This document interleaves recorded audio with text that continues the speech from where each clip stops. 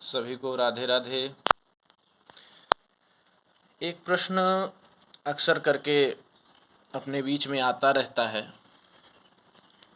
क्या बिना यज्ञोपवीत संस्कार के बालक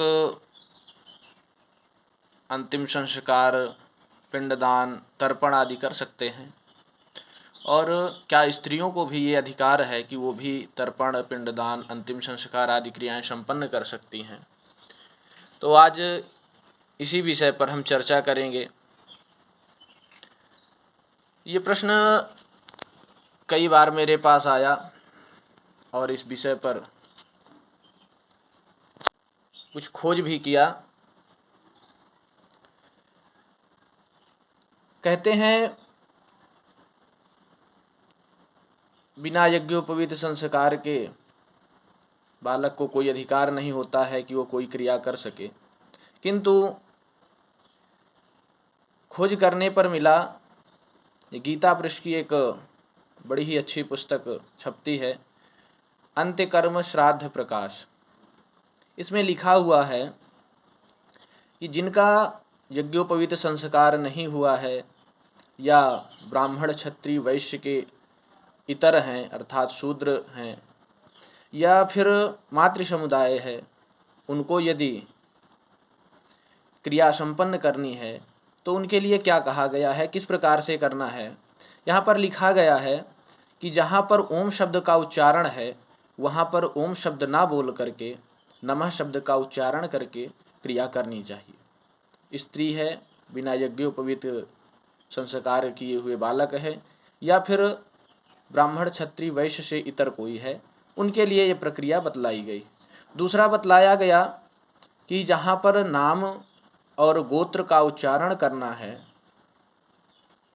वहाँ पर गोत्र की जगह पर संकल्प में कश्यप गोत्र का ही उच्चारण सभी को करना है। बालक हो या शूद्र हो या स्त्री हो, सबको कश्यप गोत्र का उच्चारण करना है। और जहाँ पर नाम लेना है, नाम के बाद ब्राह्मण है तो शर्माहम कहा जाता है, और क्षत्रिय है तो वर्माहम कहा जाता है, वैश्य है तो गुप्तोहम कहा जाता है। तो यहाँ पर स्त्री, बालक और शूद्र तीनों के लिए कहा गया है, आप किसी भी वर्ण से हैं लेकिन आपको वहाँ पर दासोहम शब्द का उच्चारण करना है अपने नाम के बाद। और तीसरी बात बतलाई गई कि यदि वैदिक मंत्र हैं तो उस जगह पर साथ में यदि पौराणिक मंत्र भी दिए हैं तो पौराणिक मंत्रों के द्वारा आप क्रिया संपन्न करें। यदि पौराणिक मंत्र साथ में नहीं दिए हुए हैं तो आमंत्रक सारी क्रियाओं को करें, अर्थात बिना मंत्र के क्रियाएं संपन्न करें। ऐसा अंत्यकर्म श्राद्ध प्रकाश पर लिखा हुआ है।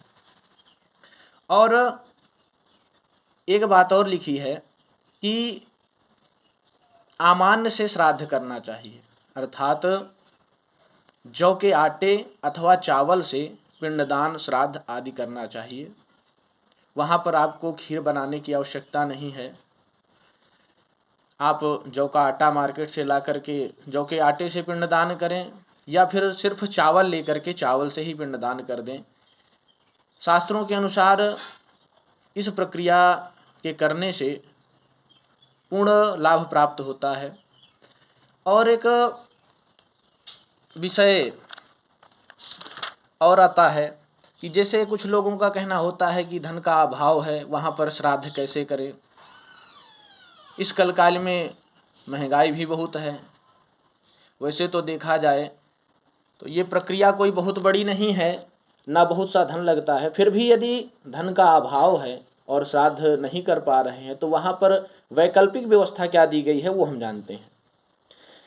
इसी पुस्तक में लिखा हुआ है कि यदि आपके पास धन का अभाव है, आप श्राद्ध करने में सक्षम नहीं हैं, सारी सामग्री व्यवस्थित नहीं कर पा रहे हैं, तो आप एक प्रयास करें कि जंगल से लकड़ियाँ आदि बीन करके उनको बेच करके कुछ धन इकट्ठा करके प्रयास करें श्राद्ध करने का। यदि वो भी संभव नहीं है तो आप हरा चारा काट करके गाय को खिला दें। गाय को हरा चारा खिलाने से श्राद्ध की संपन्नता पूर्ण होती है। यह गाय को हरा चारा खिला करके श्राद्ध करने का विधान जो है, इसके विषय में पद्म पुराण में व्याख्या की गई है। यह पद्म पुराण से संबंधित है। इसके विषय में कथा भी आती है कि एक अभावग्रस्त व्यक्ति था, जिसके पास कोई भी व्यवस्था नहीं थी श्राद्ध करने की, किंतु उसको श्राद्ध करना था, अपने पितरों के प्रति उसके भाव थे। बेचारा परेशान था, घबरा रहा था, रोने लगा।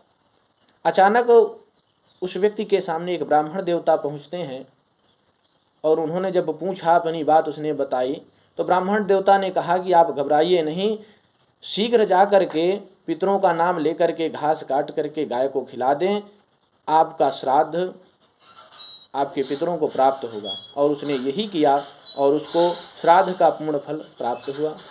तो यहाँ पर स्त्रियों को, बालकों को और शूद्रों को सबके निमित्त किस प्रकार से करना है, वो नियम अंत्यकर्म श्राद्ध प्रकाश में दिया हुआ है।